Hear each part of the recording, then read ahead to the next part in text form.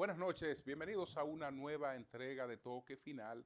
Esta es la mejor forma de cerrar una semana lo mejor edificado posible sobre los acontecimientos más importantes del país y del mundo. Quiero agradecer al círculo de medios digitales y redes sociales. eh, Se llama eh, Fusindres por incluirme en la segunda entrega de su ranking sobre los comunicadores de mayor influencia en la República Dominicana. El ranking incluye los 100 comunicadores de mayor, digamos, influencia en la República Dominicana. Esta es la segunda entrega de este ranking. Cuando se hizo la primera entrega, pues figuré en un lugar bastante privilegiado. Creo que me colocaban en la segunda posición. Esta vez me colocan, tengo el favor de la primera posición. Gracias a todas las personas que participaron de estas votaciones que se hacen pues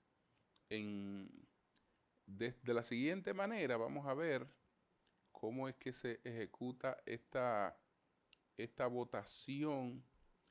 Este segundo ranking de Fusindres, junto a 3 empresas de relaciones públicas, fue realizado mediante una encuesta en las redes sociales. Esto es en Facebook e Instagram, donde los influyentes obtuvieron 327.872 votos en una escala del 1 al 100 durante los días lunes 2, del lunes 2 al lunes 16 de diciembre de 2024, donde participaron unas 235 personas que hacen comunicaciones en el país. Entonces, bueno, gracias, muchas gracias. Mi objetivo no necesariamente es este. Puedo aparecer en el lugar que me corresponda. Puedo aparecer en el lugar que me corresponda, no importa cuál sea. Mi objetivo siempre es estar en un lugar respetable. Respetable quiere decir que el que escucha o ve un comentario mío pueda no compartirlo, pero que entienda que le aporta o que es una persona que hace el esfuerzo por justificar, por explicar, por racionalizar todo lo que plantea. Y sobre esa base dejar algo de aporte. Es una persona que no crea hechos, no se inventa hechos. Los hechos son lo que son, independientemente de que a partir de ellos genere opiniones que unos comparten y que otros no comparten. Las opiniones son muy subjetivas y nadie puede aspirar a la unanimidad. Hay mucha gente que aprecia el trabajo de uno, hay otras personas que no aprecian el trabajo de uno, hay mucha gente que admiran a uno, hay muchas personas que le molesta que una persona se mantenga con consistencia, con coherencia, con firmeza y que haya logrado pues establecerse y trascender por sus propios medios. Así es que gracias, señores, muchas gracias. Entonces, señores, miren, conmemoramos el 60 aniversario esta semana de la Revolución de Abril. Ese ha sido el parteaguas de la democracia dominicana, porque venimos inmediatamente después del fin de una dictadura. Y llegamos a esa dictadura, cuando llegamos a esa dictadura, si calculamos el tiempo que transcurrió entre nuestra proclamación de independencia y la llegada de Trujillo al poder, nosotros habíamos tenido 54 revoluciones, revueltas civiles en el país. 54. Llegó el periodo de Trujillo, Trujillo acabó con esas revueltas, eliminando todos estos caudillos rurales, y nos fuimos a un periodo de una estabilidad forzosa, un régimen, una dictadura de 30 años. Entonces, esa dictadura tiene fin en 1961 y ahí, a partir de ahí, vamos a abrirnos hacia una democracia.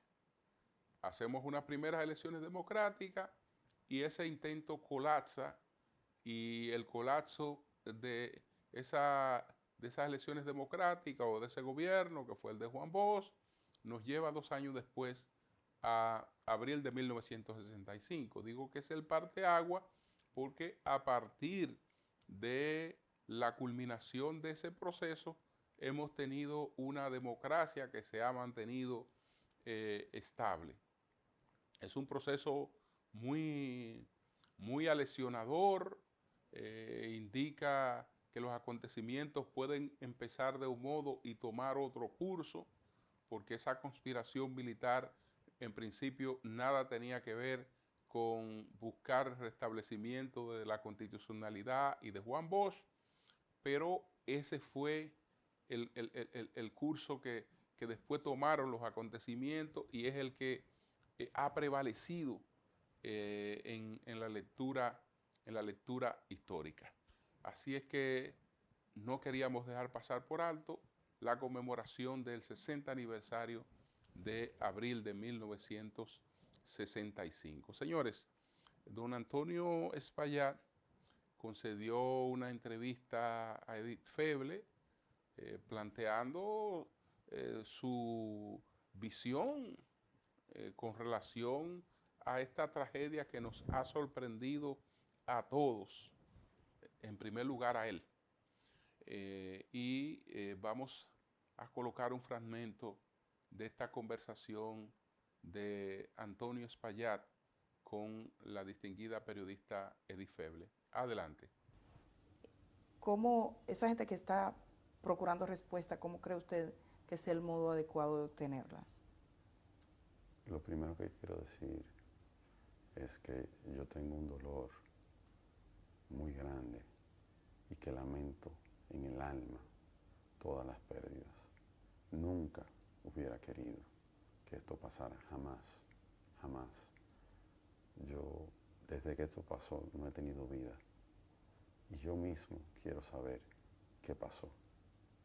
El primero interesado en saber qué pasó soy yo. El jet set era la vida de nuestra familia. Nosotros nacimos cuando mi madre hizo el jet set. Yo tenía 6 años. Nosotros nacimos con el jet set. Jet set era nuestra vida, fue nuestro sustento, fue nuestro todo. O sea, usted no se puede imaginar el dolor que nosotros llevamos, la impotencia de vivir una circunstancia como la que estamos viviendo. Nunca, nunca nos lo imaginamos, ni nunca hubiéramos estado preparados para lo que estamos viviendo. Entiendo sobremanera el dolor de todos. Yo lo entiendo. ¿Quién quiere? O sea, ¿cómo no nos va a doler que uno pierda un ser querido? Emocionalmente, usted dice, no ha tenido vida. ¿Eso qué ha implicado en los últimos días? Los últimos días no duermo. Los últimos días he estado hablando con las familias de nuestros empleados. He estado hablando con familias de las víctimas que se nos han acercado pero cuántas cosas quisiera yo hacer que no he podido todavía, ni siquiera empezar. Pero lo importante es que yo estoy aquí y yo le voy a dar el frente a todo. Yo no voy para ningún sitio, yo voy a estar aquí. Y todo lo que esté a mi alcance y todo lo que yo pueda hacer, lo voy a hacer por eso. Digamos, esa conversación con las familias, ¿cómo ha sido? Particularmente con la familia de sus empleados.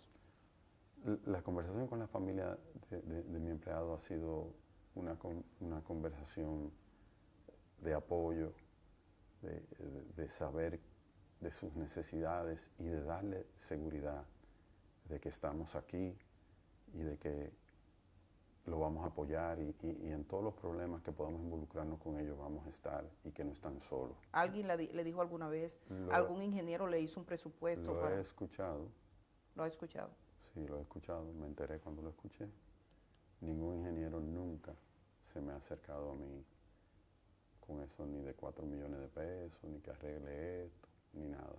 ¿No tuvo ningún debate con un ingeniero sobre la estructura? No, no. ¿Y qué usted piensa? ¿Por qué ese tipo de versión? ¿Qué le puedo decir? Hay muchísimas otras versiones. Ahí hubo un señor que salió, que rescató muchísima gente y no es verdad. O sea, en todo este suceso han habido muchas opiniones, mucha gente que han entrado, que han salido, muchas personas que han querido ser protagonistas de uno u otro tema. Eso no es verdad. A mí nunca se me acercó nadie que aparte, con 4 millones de pesos, no se puede arreglar ni una esquina de un techo, como cuesta todo hoy en día. O sea, ahí solo vemos que a mí nunca se me acercó nadie. Una pausa y entonces retornamos con los 10 temas que mayor impacto han tenido esta semana.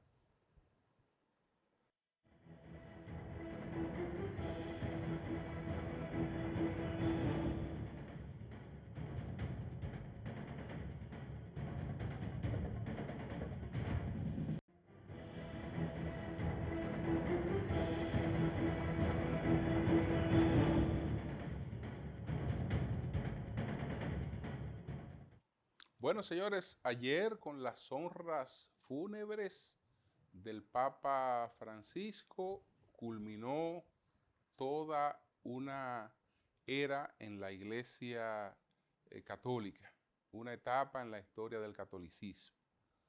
Ahora hay que ver cómo quedará moldeada esa nueva etapa del catolicismo con los perfiles del próximo Papa, que en menos de 15 o 20 días, pues ya sabremos de quién se tratará.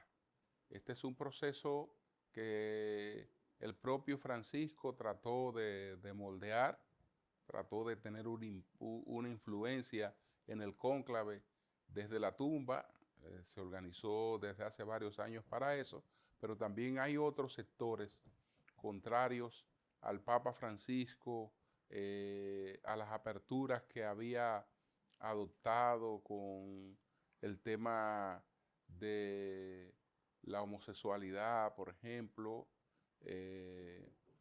que no era muy compartida entre otros temas o con el tema de las mujeres, etc.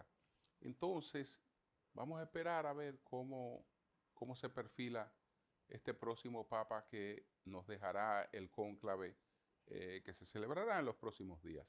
Señores, ¿cuáles fueron los 10 temas de mayor impacto esta semana? Adelante.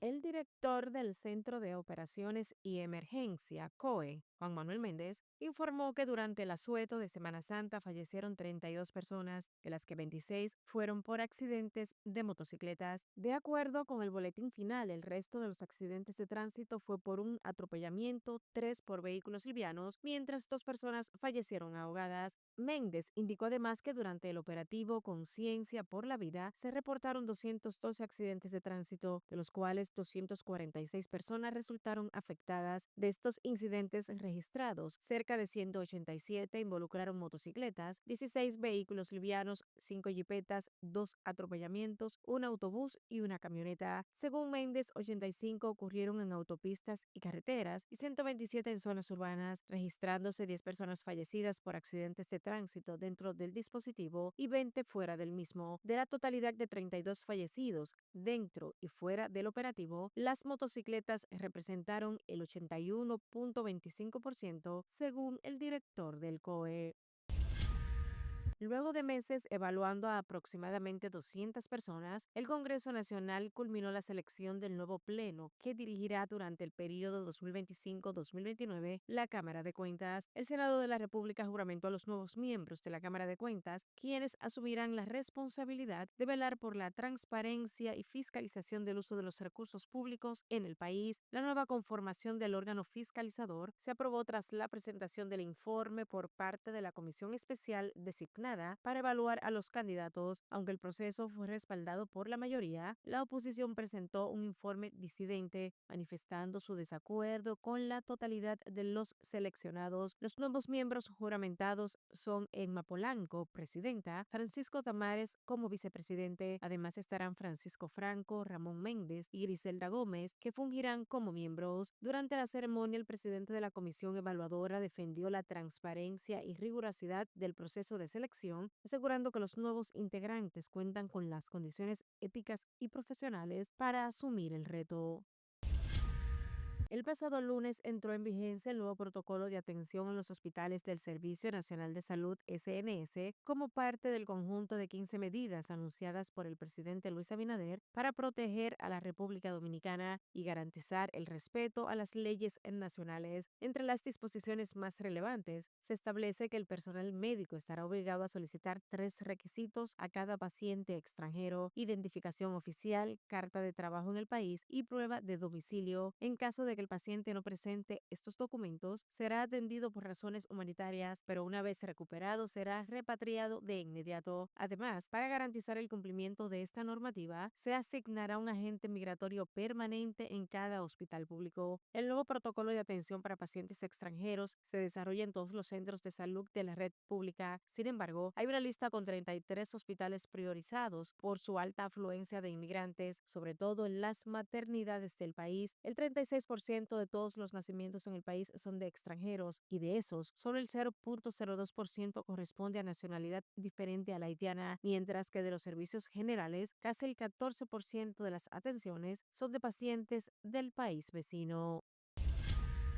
El ministro de Relaciones Exteriores, Roberto Álvarez, alertó sobre el avance imparable de las pandillas criminales en Haití en la sesión de Naciones Unidas relativa a Haití. Hoy me presento por 15ª vez ante este Consejo de Seguridad en 4 años y medio. Todas mis comparecencias han tenido el único propósito de instar a este órgano a tomar las medidas de lugar ante la profunda crisis institucional, humanitaria y de violencia que viene sufriendo el pueblo haitiano. Mientras la brutalidad de los pandilleros criminales avanza indeteniblemente, no podemos permanecer impasibles, advirtió con vehemencia ante el Consejo de Seguridad. Uno de los aspectos más alarmantes de la crisis, subrayó Álvarez, es la violencia sexual sistemática contra mujeres y niñas, especialmente en los campamentos de desplazados. En este sentido, el canciller dominicano indicó que la comunidad internacional debe responder con determinación absoluta. Durante su intervención, el funcionario reveló que hace 11 días, 2 bandas criminales haitianas asaltaron la comuna de Mirabalais y tomaron la sede del consulado dominicano en ese poblado. Afortunadamente, el personal diplomático ya había sido evacuado antes del ataque. El canciller también denunció que los grupos armados han amenazado con avanzar desde Mirabalais hacia la frontera con República Dominicana, lo que ha motivado al gobierno dominicano a declarar una alerta extrema y adoptar nuevas medidas de seguridad. Álvarez reiteró que la situación en Haití representa una amenaza directa a la seguridad nacional dominicana. Representantes de la República Dominicana y los Estados Unidos sostuvieron una reunión de alto nivel en Washington para abordar el reciente arancel del 10% impuesto por el gobierno estadounidense a productos dominicanos. El encuentro fue descrito como positivo y centrado en la búsqueda de soluciones a través del diálogo continuo. La comisión estuvo encabezada por los ministros de Relaciones Exteriores, Hacienda e Industria, Comercio y MIPYMES, Roberto Álvarez, José Manuel Vicente y Víctor Bisonó, respectivamente, en un encuentro que colocaría a la República Dominicana entre los primeros países que entabla un diálogo directo con el gobierno de los Estados Unidos sobre esta decisión. Según informaron como parte de la conversación, las autoridades estadounidenses indicaron la necesidad de abordar ciertos elementos contenidos en el Informe Nacional de Estimación de Barreras al Comercio Exterior del USTR, lo que representa una oportunidad para seguir fortaleciendo las condiciones que inciden en la competitividad y el acceso a mercados internacionales. En ese sentido, indicaron que ambas delegaciones acordaron mantener este canal de diálogo abierto y avanzar hacia futuros encuentros que permitan explorar soluciones viables y sostenibles para ambas partes. En una entrevista con la periodista Edith Febles, el empresario Antonio Espaillat compartió su testimonio sobre la tragedia del Jet, un suceso que ha marcado su vida y la de muchas familias dominicanas. Espaillat expresó su compromiso inquebrantable de apoyar a las víctimas y sus familias mientras encuentra respuestas sobre lo ocurrido. La tragedia, que cobró la vida de 232 personas, entre ellos 6 empleados de la discoteca, dejó un vacío imborrable. Ocurrió un día en el que Espaillat solía estar presente. El empresario expresó que su hermana de milagro está viva, ya que quedó atrapada bajo los escombros cuando lo llamó para decirle lo que pasaba. Espaillat estaba en Estados Unidos por razones de trabajo, pero inmediatamente salió hacia República Dominicana sin imaginar la magnitud de lo que pasaba. Durante la entrevista, Espaillat fue claro en su deseo de conocer la verdad. Soy el primero en querer saber qué pasó. Espaillat también desmintió rumores sobre negligencia o haber recibido propuestas de realizar reparaciones estructurales. Espaillat indicó que ha tenido contacto con familias afectadas y les ha dado seguridad de que no están solos. Queremos apoyar especialmente a quienes quedaron huérfanos para que terminen sus estudios. Voy a hacerle frente a todo lo que deba hacerle frente, a todo lo que diga la ley y más, señaló el empresario.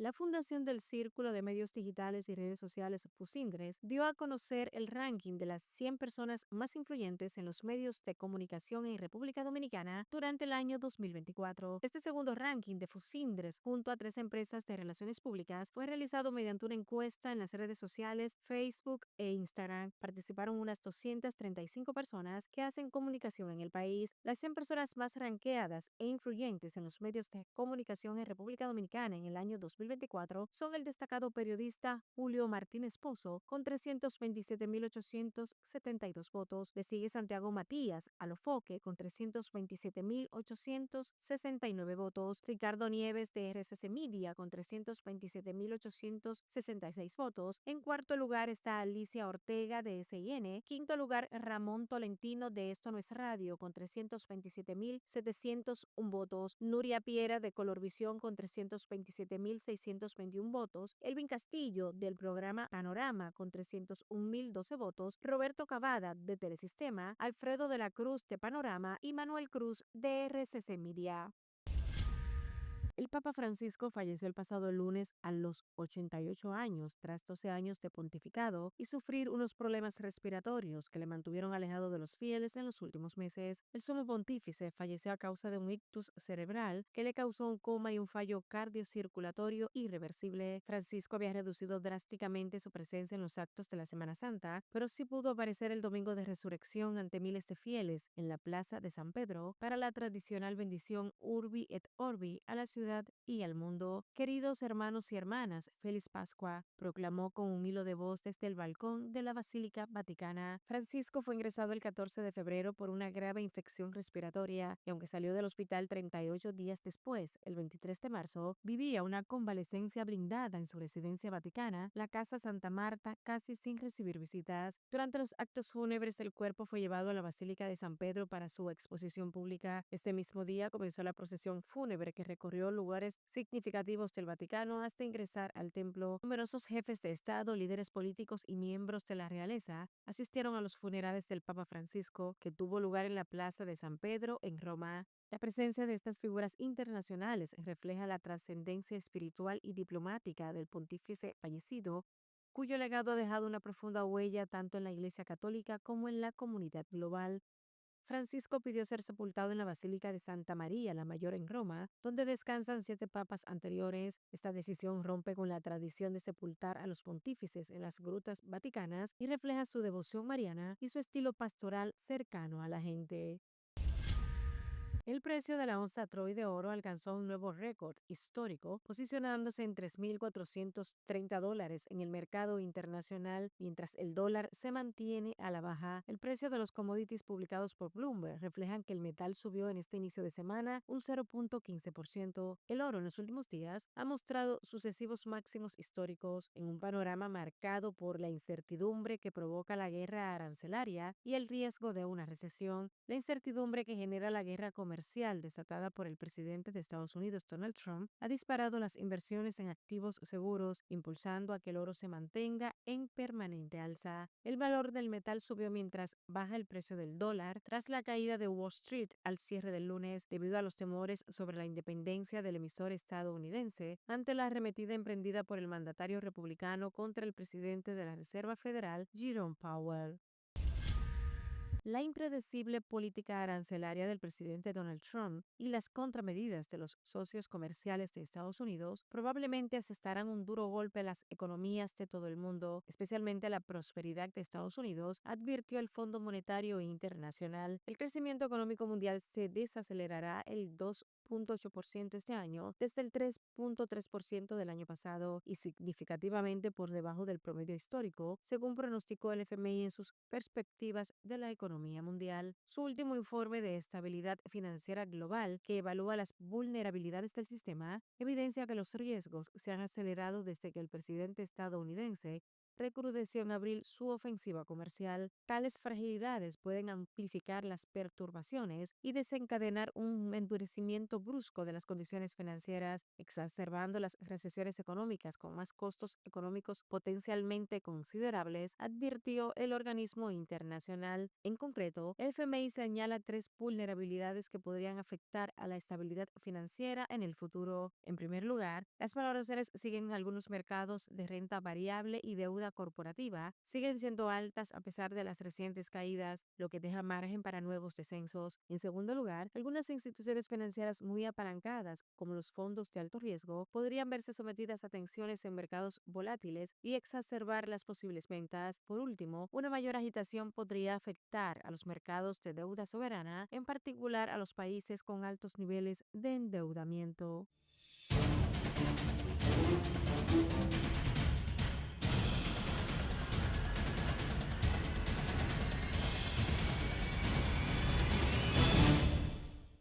Una pausa, retornamos en breve.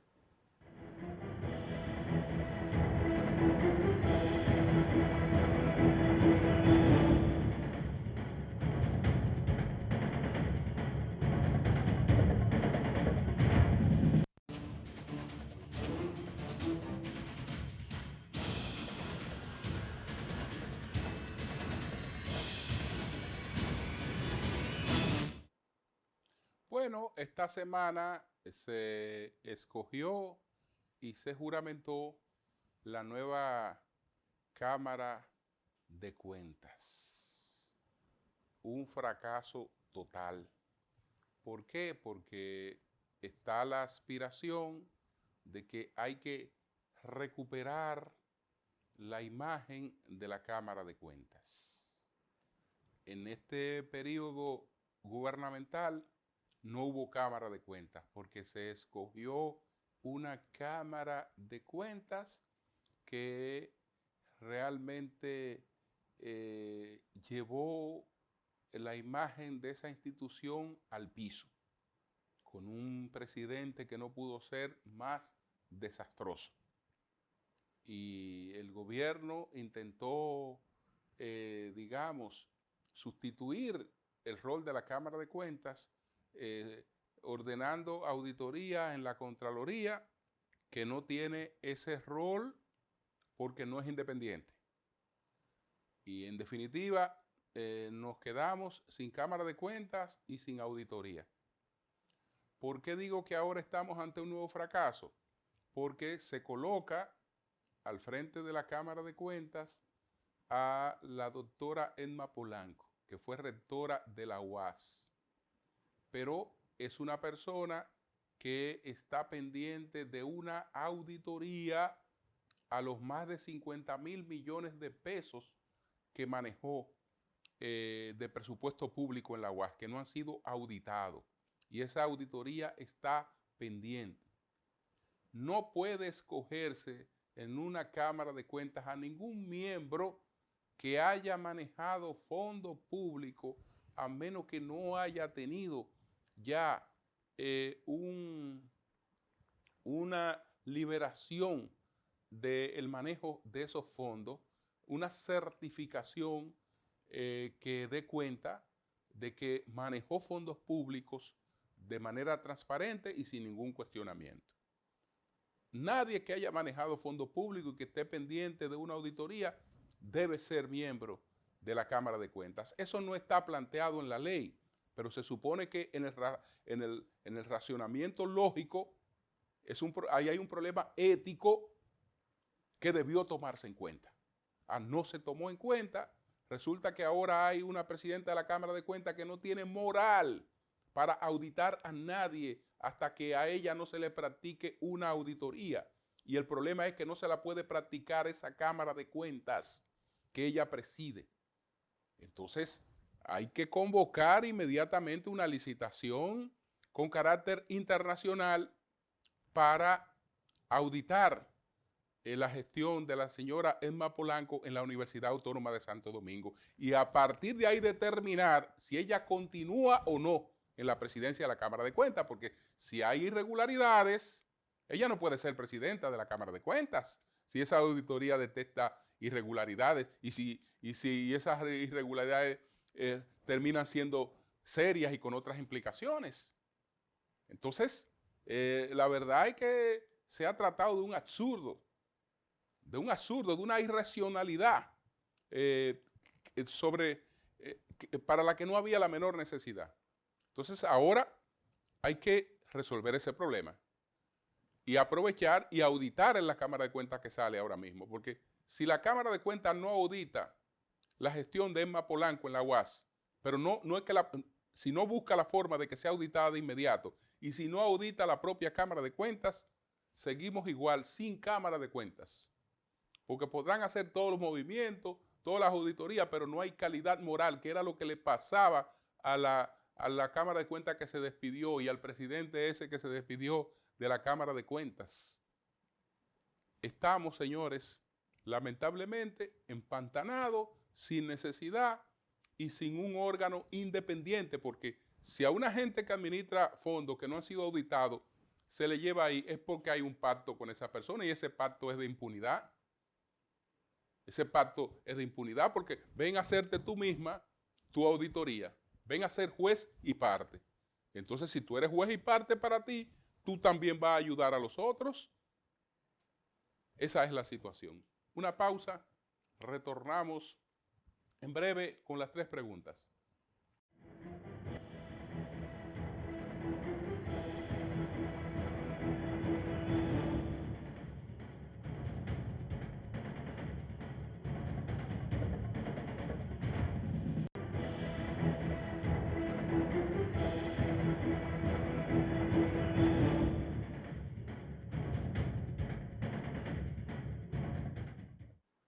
Bueno, el presidente está llamando a los opositores a unificarse con el gobierno en relación a establecer una línea frente al tema haitiano. Lamentablemente, esta semana el gobierno dio una demostración contraria a ese llamado, porque en el Consejo de Seguridad de las Naciones Unidas, el canciller pronunció un discurso advirtiendo sobre el peligro que representan estas bandas criminales que controlan el territorio haitiano, que pudieran incluso seguir avanzando hacia las fronteras dominicanas y crear un conflicto internacional, y eso fue desmentido por el ministro de Defensa del gobierno. Es decir, que el gobierno va a un organismo internacional, dice una cosa y el gobierno entonces manda después a desmentir lo que el propio gobierno ha dicho, y así llama a los otros a consensuar para establecer una posición unificada sin que el gobierno haya podido hacer lo propio. Yo creo que en esto tenemos que poner la casa en orden. Nosotros formulamos las 3 preguntas de esta semana. Nuestro equipo se la formuló al licenciado Pelegrín Castillo con varias temáticas que están relacionadas con este tema, que es el principal dolor de cabeza de la República Dominicana. Adelante.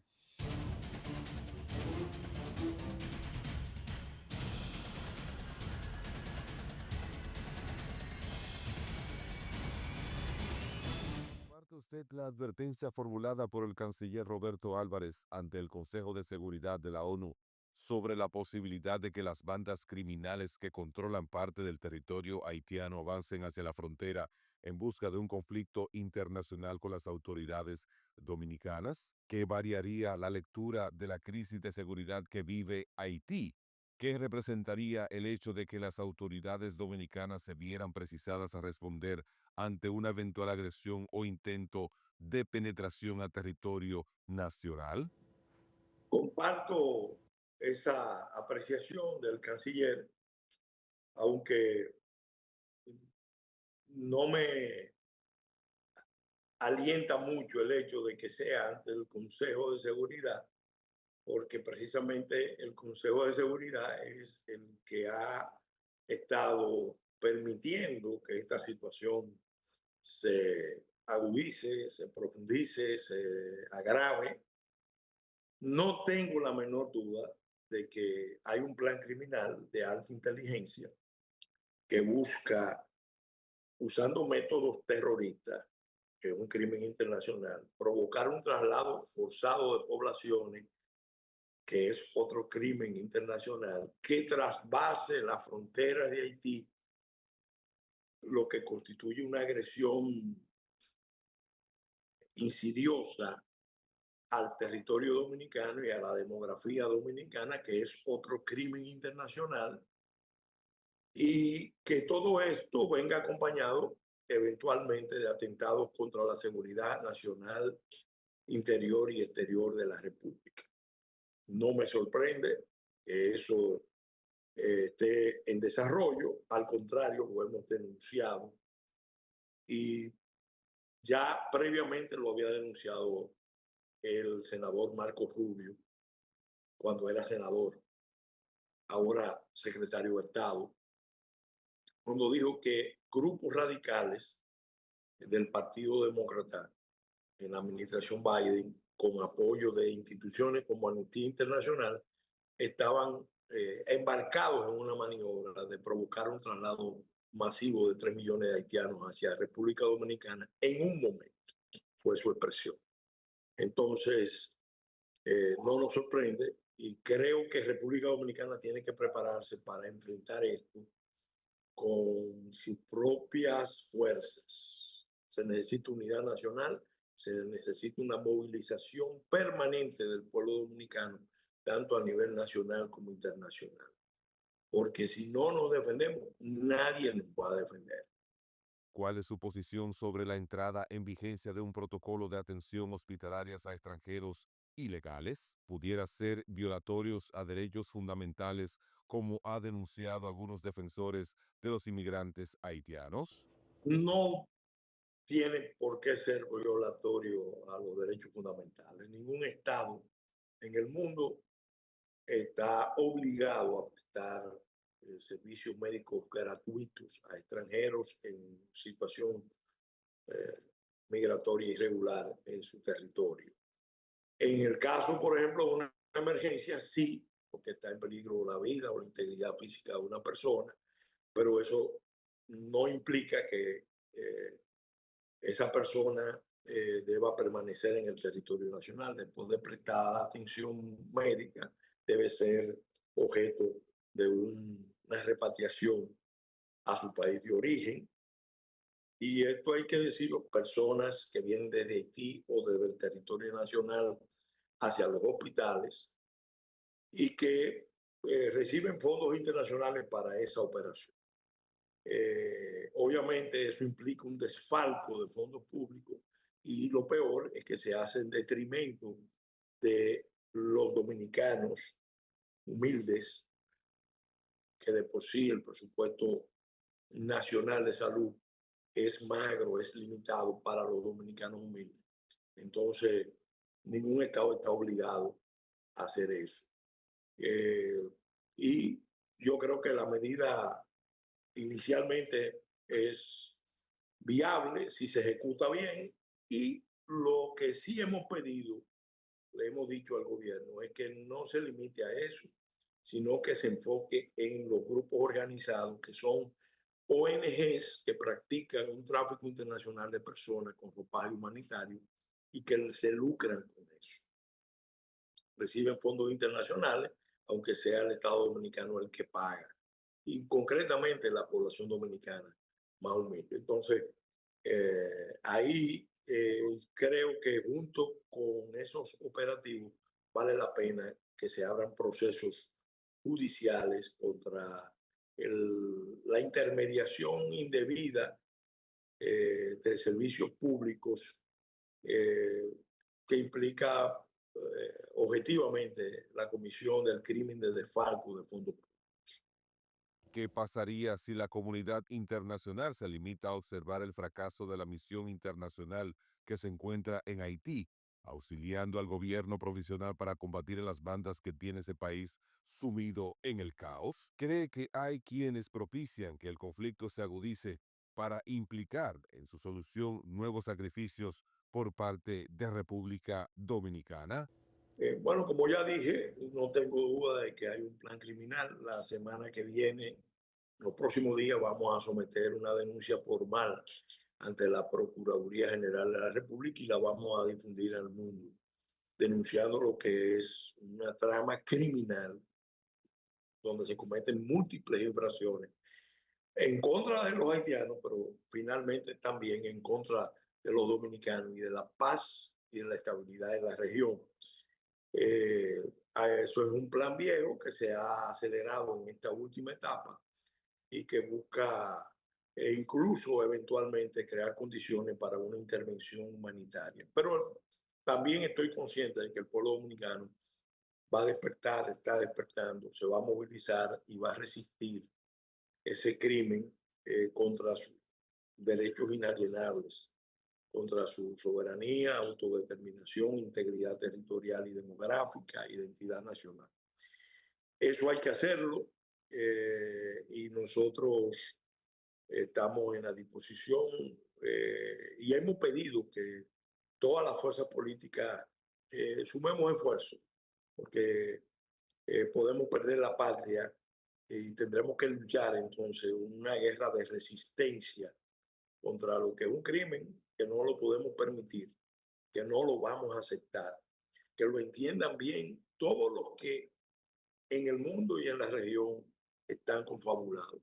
De hecho, ya advertimos, el gobierno dominicano tiene que prohibir la marcha de un grupo de agentes extranjeros denominados reconocidos y de otros grupos locales que están articulados con la agenda del gobierno venezolano, de Nicolás Maduro y Diosdado Cabello, o con las narcoguerrillas colombianas, que buscan entonces aprovechar el escenario que hay en la isla para detonar un conflicto Y los Estados Unidos también le hemos hecho la advertencia, tienen que tomar en cuenta que es un peligro para nosotros, pero también es un peligro para toda la región, incluido para los Estados Unidos, porque un Estado fallido, por pequeño que sea, con una nación emblemática, se puede convertir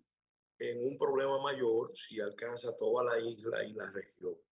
Entonces, al gobierno del presidente Trump, porque ellos han levantado la bandera que están luchando contra el crimen organizado. Bueno, si hay un punto de la región Gran Caribe donde el crimen organizado tiene las bases más fuertes, es precisamente en Haití. Yo personalmente creo que ellos lo que quieren es salir de la misión esa de Naciones Unidas, porque la administración Trump ha aprobado que no confía en Naciones Unidas, y hay motivos para no confiar en Naciones Unidas, y que tampoco confía en la OEA, y hay motivos para no confiar en la OEA, y de alguna manera después buscar una fórmula ya de acción directa. Ellos han dicho que van a tratar el narcotráfico como crimen internacional equiparado al terrorismo, y resulta que Haití es narcoestado, y todos los grandes carteles de la región y del mundo de alguna manera están conectados con esa realidad de un Estado que colapsó y que ha sido capturado por el crimen internacional organizado. Entonces, tanto República Dominicana como los países que quieren la paz y la estabilidad en la región y en el continente tienen que cerrar filas. Y nosotros no descuidarnos, porque, ojo, aunque tenemos más poder militar organizado, estamos viviendo un tiempo donde las guerras son de cuarta generación. Las guerras asimétricas, las guerras híbridas, las guerras irregulares, permiten perfectamente que un grupo terrorista, por ejemplo, cometa acciones contundentes contra un Estado y lo desestabilice. Y nosotros creemos que eso es muy posible si continúan las tendencias que estamos viendo en República Dominicana, en la isla de Santo Domingo. Pero después no queremos que vengan con una intervención internacional cínica, invocando razones humanitarias, cuando han permitido que se llegue a esta situación.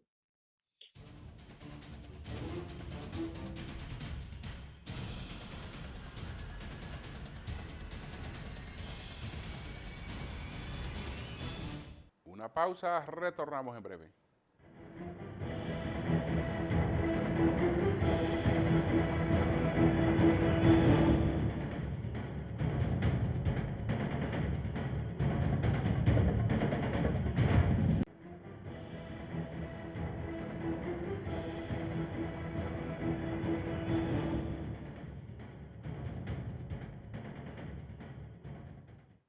Señores, Donald Trump ha sido un desastre, un desastre.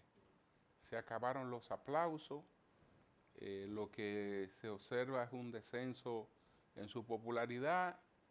En principio veíamos mucho enfrentamiento de él con la justicia por el tema de deportaciones totalmente ilegales,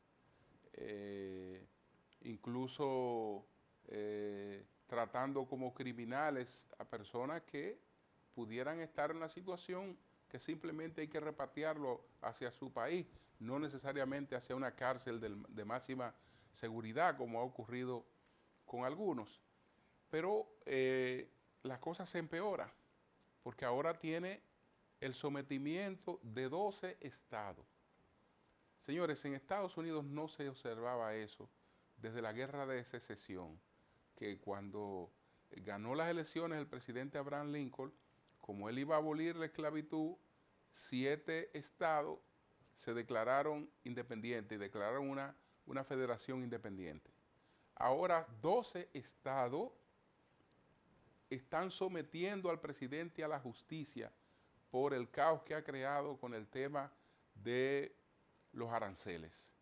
Es decir, que estamos hablando de un presidente que va quedando en una encerrona de irrespeto total.